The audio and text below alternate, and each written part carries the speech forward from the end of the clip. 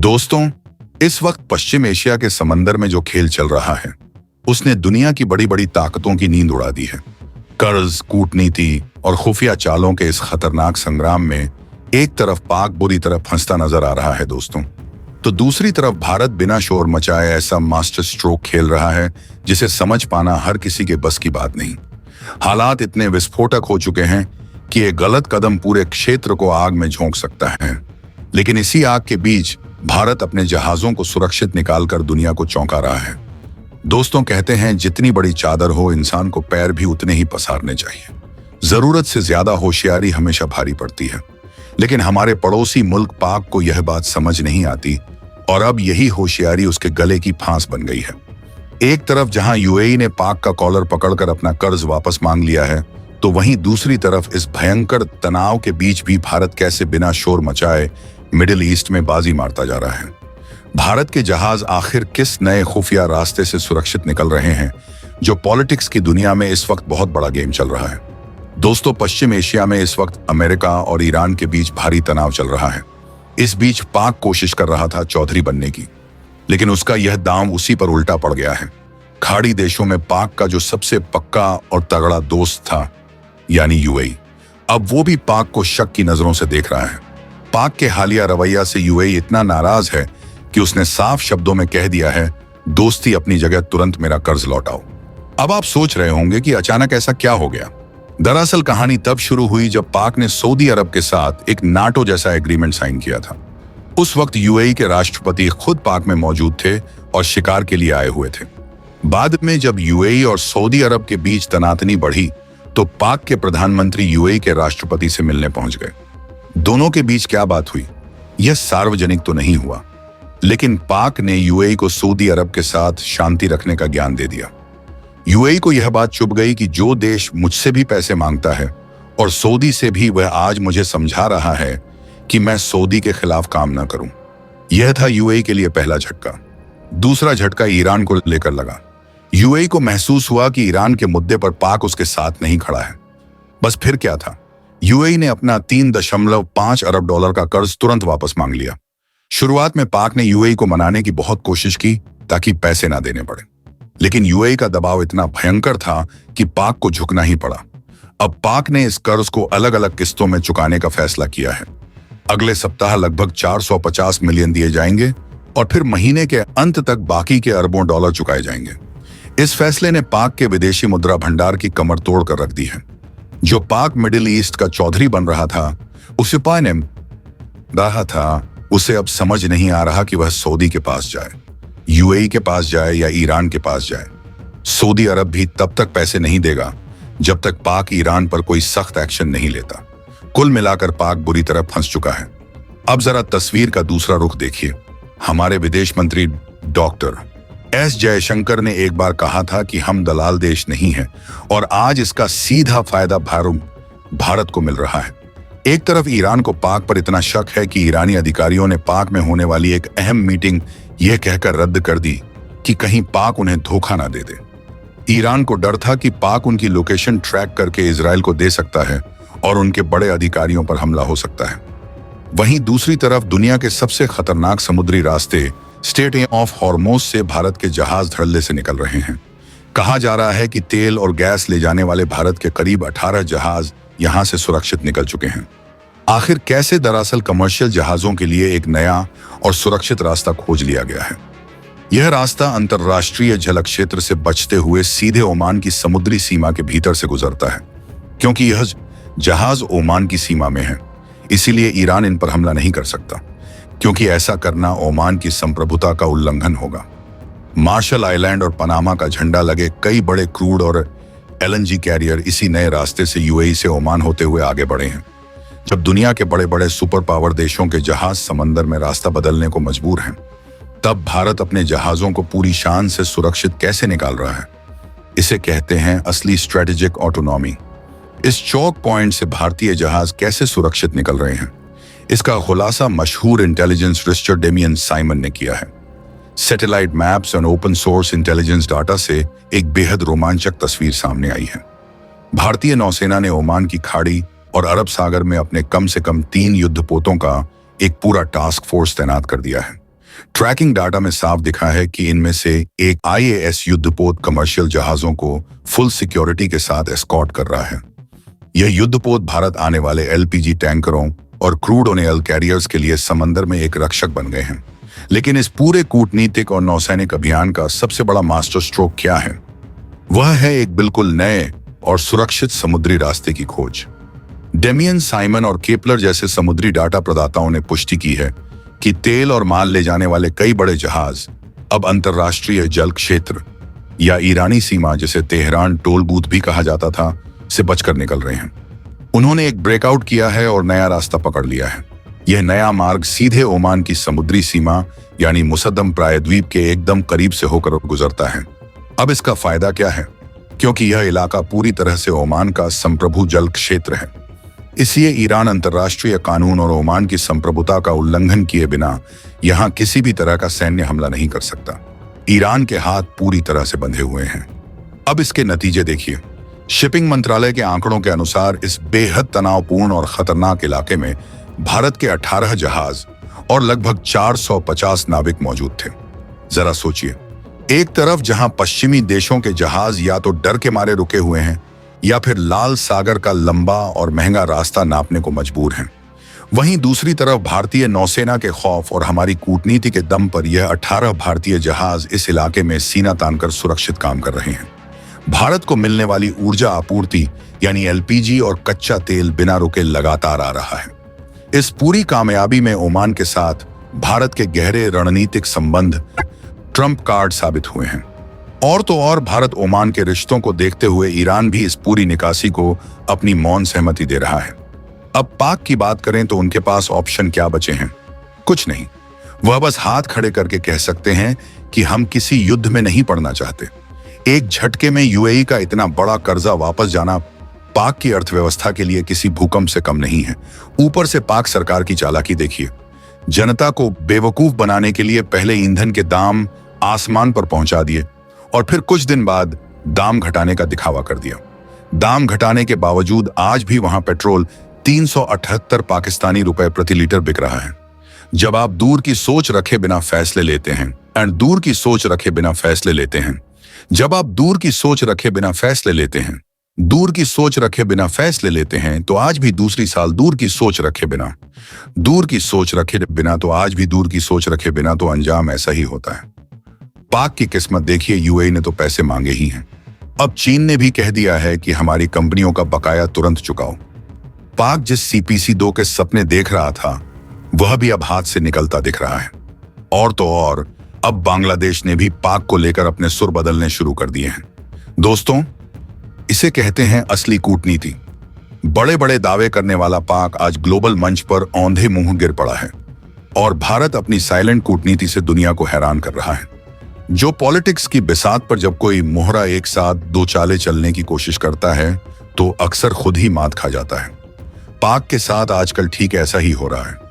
एक तरफ उसके डबल गेम से उसके सबसे पुराने खाड़ी दोस्त भड़क गए हैं, दूसरी तरफ देश की जनता महंगाई की आग में जल रही है और तीसरी तरफ डिजिटल जासूसी और लोकेशन ट्रैकिंग का खौफ ऐसा है कि दूसरे देश के नेता पाक में कदम रखने से भी डर रहे हैं।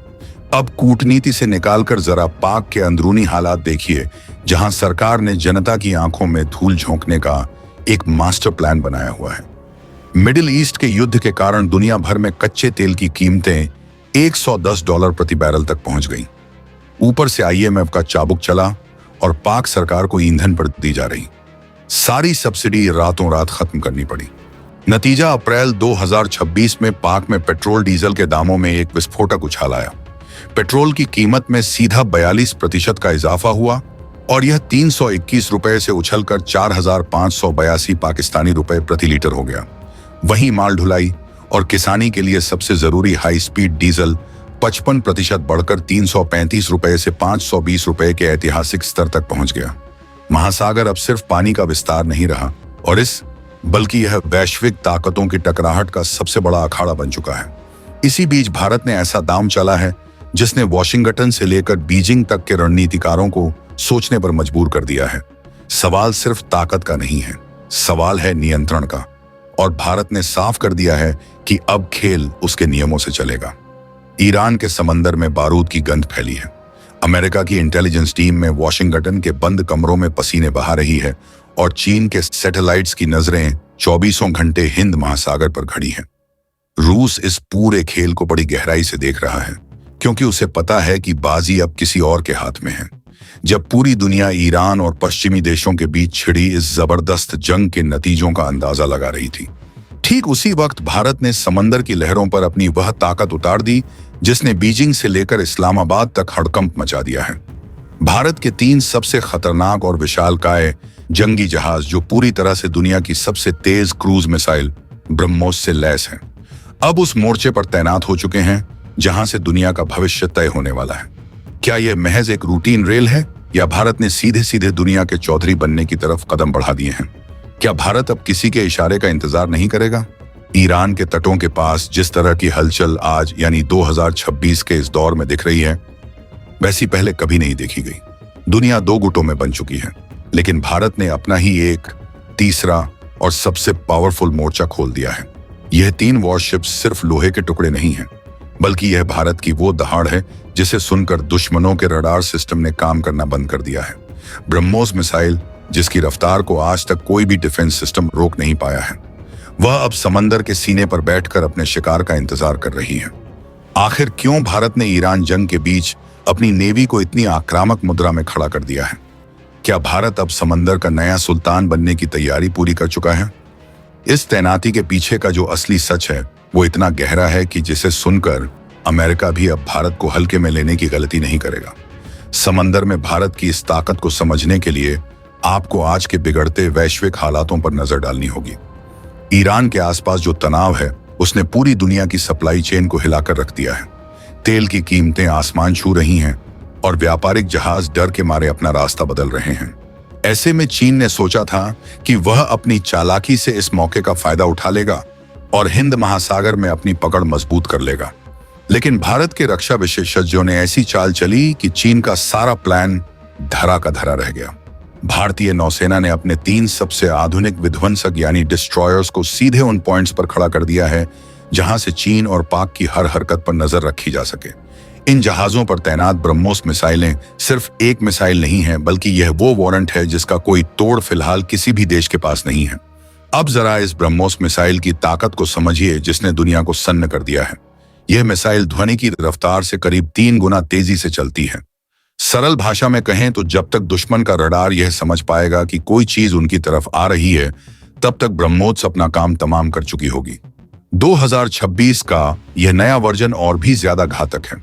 इसकी रेंज अब पहले से कहीं ज्यादा बढ़ चुकी है और इसकी सटीकता ऐसी है कि यह मीलों दूर खड़े एक छोटे से निशाने को भी पूरी तरह तबाह कर सकती है।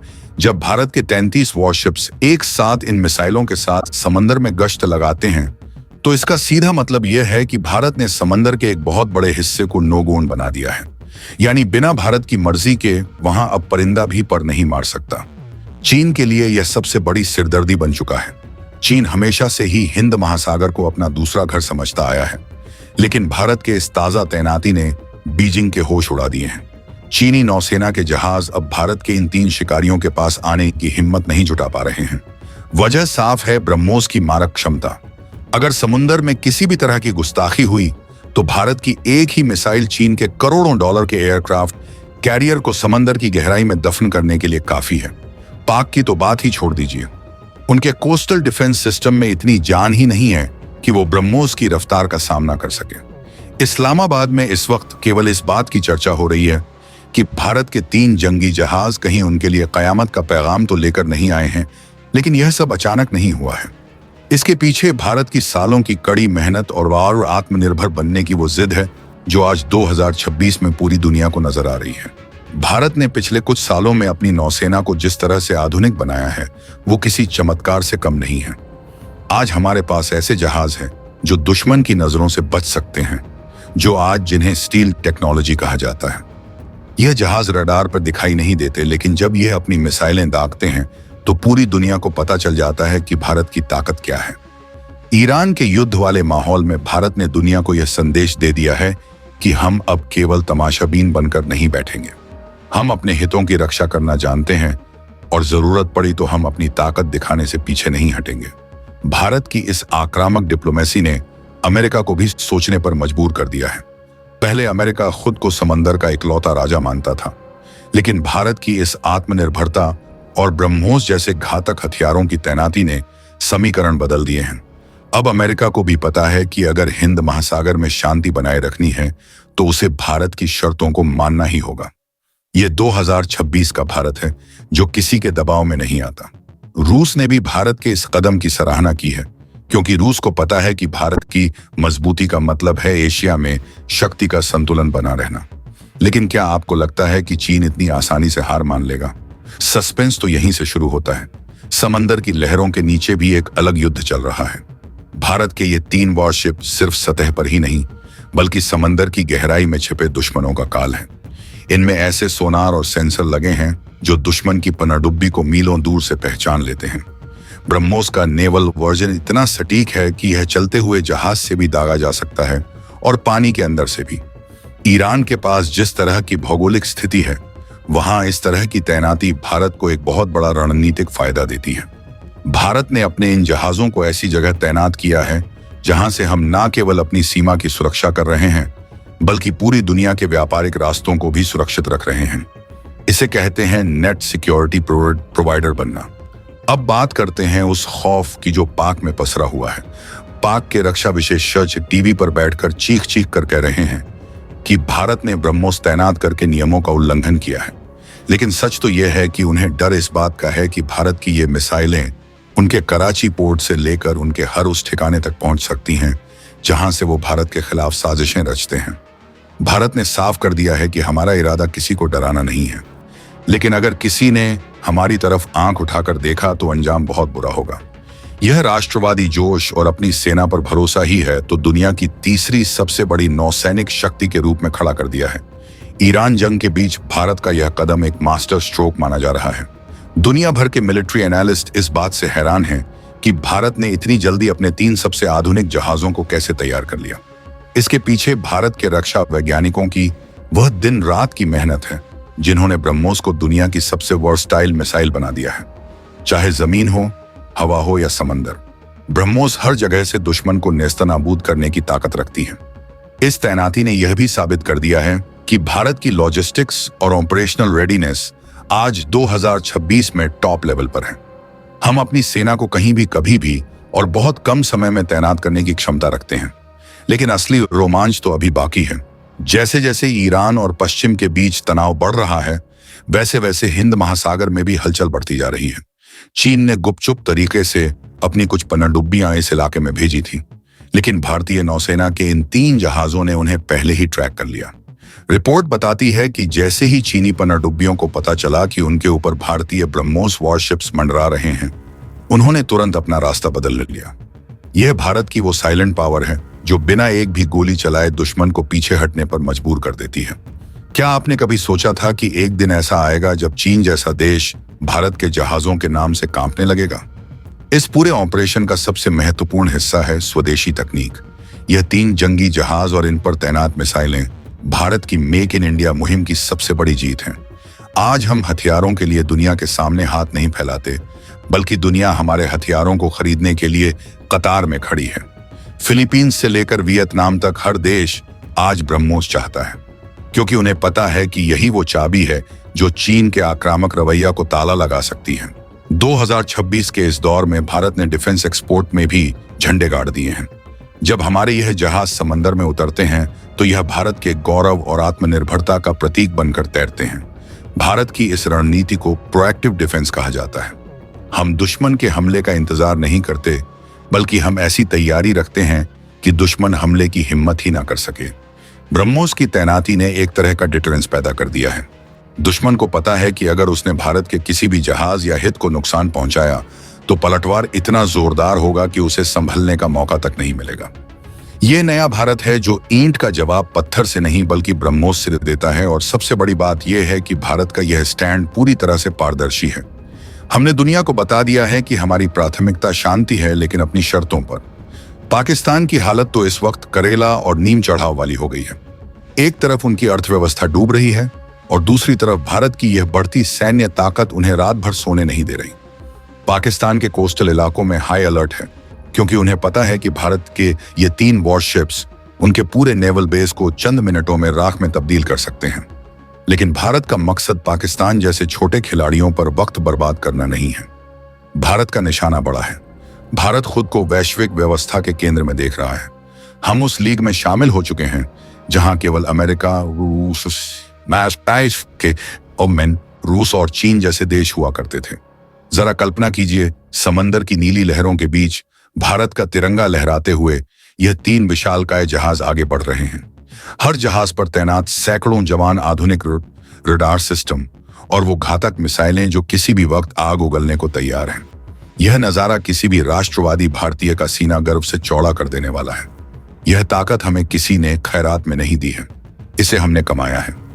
आज 2026 में भारत का रक्षा बजट और उसकी रिसर्च एंड डेवलपमेंट ने हमें उस मुकाम पर पहुंचा दिया है जहां से हम पूरी दुनिया की नजरों में नजरें डालकर बात कर सकते हैं। लेकिन क्या ईरान की यह जंग और बढ़ने वाली है? और अगर ऐसा हुआ तो क्या भारत इन 3 जहाजों के बाद अपनी और भी बड़ी टुकड़ी वहां भेजेगा? इंटेलिजेंस रिपोर्ट्स की माने तो भारत की 2 और एयरक्राफ्ट कैरियर बैटल ग्रुप को तैयार रहने का आदेश दे दिया गया है। यानी यह तो सिर्फ शुरुआत है। भारत ने समंदर की बिसात पर अपनी चालें चल दी हैं और अब बारी दुनिया के बाकी देशों की है। चीन और पाकिस्तान चाहे जितनी भी साजिशें कर लें, भारत के ये 3 प्रहरी अपनी जगह से टस से मस नहीं होने वाले। इनकी तैनाती ने यह संदेश दे दिया है कि हिंद महासागर का नाम हिंद महासागर ऐसे ही नहीं पड़ा है। यह भारत का इलाका है और यहां भारत की ही चलेगी। ब्रह्मोस की इस तैनाती का एक और बड़ा असर भारत के आर्थिक हितों पर पड़ेगा। भारत का ज्यादातर व्यापार समंदर के रास्ते होता है। अगर ईरान के पास युद्ध की वजह से यह रास्ते बंद हो जाते तो भारत में महंगाई चरम पर पहुंच सकती थी। लेकिन भारत के इन 3 वॉरशिप्स ने यह सुनिश्चित कर दिया है कि भारत आने वाले हर जहाज को सुरक्षा प्रदान की जाएगी। भारत ने उन सभी देशों को भरोसा दिलाया है जो इस रास्ते का इस्तेमाल करते हैं कि वे निडर होकर अपना व्यापार जारी रखें। भारत की नौसेना उनकी ढाल बनकर खड़ी है। यह एक जिम्मेदार ग्लोबल पावर की निशानी है। जैसे जैसे यह खबर दुनिया भर के मीडिया में फैल रही है, वैसे वैसे भारत के समर्थन में भी आवाजें उठने लगी हैं। कई छोटे देश जो चीन की दादागिरी से परेशान थे, आज भारत को अपना मसीहा मान रहे हैं। उन्हें लग रहा है कि अब एक ऐसी शक्ति उभर चुकी है जो चीन के विस्तारवाद को रोक सकती है। भारत की यह ब्रह्मोस डिप्लोमेसी आने वाले समय में पूरी दुनिया की राजनीति को बदल कर रख देगी। यह सिर्फ हथियारों की बात नहीं है, यह देश के स्वाभिमान और दृढ़ इच्छा शक्ति की बात है। हमने दिखा दिया है कि हम अपनी सुरक्षा के लिए किसी और के भरोसे नहीं बैठे हैं। ईरान और अमेरिका के बीच तनाव चाहे जो भी मोड़ ले, लेकिन एक बात तो साफ है कि इस पूरे खेल में भारत एक किंग मेकर की भूमिका में आ चुका है। हमारी नौसेना की यह मुस्तैदी और ब्रह्मोस की यह गूंज बहुत दूर तक सुनाई देगी। आने वाले दिनों में समंदर में कुछ और भी बड़ा होने वाला है, जिसके संकेत भारत ने दे दिए हैं। क्या भारत अपनी कोई नई मिसाइल का टेस्ट करने वाला है, या फिर भारत ने समंदर के अंदर कोई ऐसा सीक्रेट बेस तैयार कर लिया है जिसकी भनक अभी तक किसी को नहीं है? सस्पेंस की परतें धीरे धीरे खुलेंगी, लेकिन फिलहाल के लिए इतना समझ लीजिए कि भारत ने समंदर की लहरों पर अपनी जीत की इबारत लिख दी है। चीन के राष्ट्रपति के दफ्तर में इस वक्त बैठकों का दौर चल रहा होगा। पाकिस्तान के जनरल परेशान होंगे, लेकिन भारत का आम नागरिक आज चैन की नींद सो सकता है, क्योंकि उसे पता है कि उसके ये 3 जांबाज जहाज समंदर में उसकी हिफाजत के लिए तैनात है। भारत की यह ताकत, यह जोश और यह राष्ट्रवादी तेवर ही हमें एक महाशक्ति बनाएंगे। 2026 के साल को भारत के इतिहास में स्वर्ण अक्षरों में लिखा जाएगा, जब हमने दुनिया को अपनी असली औकात दिखाई थी। यह तो बस एक झांकी है, असली पिक्चर अभी बाकी है। अब आपको बताते हैं कि यह 3 वॉरशिप्स कौन सी हैं जिन्होंने पूरी दुनिया की नींद उड़ा रखी है। यह हैं भारत के विशाखापत्तनम क्लास के घातक विध्वंसक। इनमें से हर एक जहाज पर 16 ब्रह्मोस मिसाइलें तैनात हैं, यानी कुल मिलाकर 48 ब्रह्मोस मिसाइलें एक साथ समंदर में घूम रही हैं। ये इतनी ताकत है कि एक छोटा सा देश तो इन मिसाइलों के नाम से ही नक्शे से मिट सकता है। इन जहाजों की सबसे बड़ी खासियत इनका सेंसर टू शूटर लूप है। इसका मतलब यह है कि जैसे ही जहाज का रडार किसी दुश्मन को पकड़ता है, पलक झपकते ही मिसाइल लॉन्च हो जाती है। इसमें इंसानी गलती की गुंजाइश न के बराबर है। चीन की नौसेना, जिसे प्लान कहा जाता है, वह संख्या में भले ही बड़ी हो, लेकिन टेक्नोलॉजी के मामले में भारत के नए जहाजों के सामने कहीं नहीं टिकती।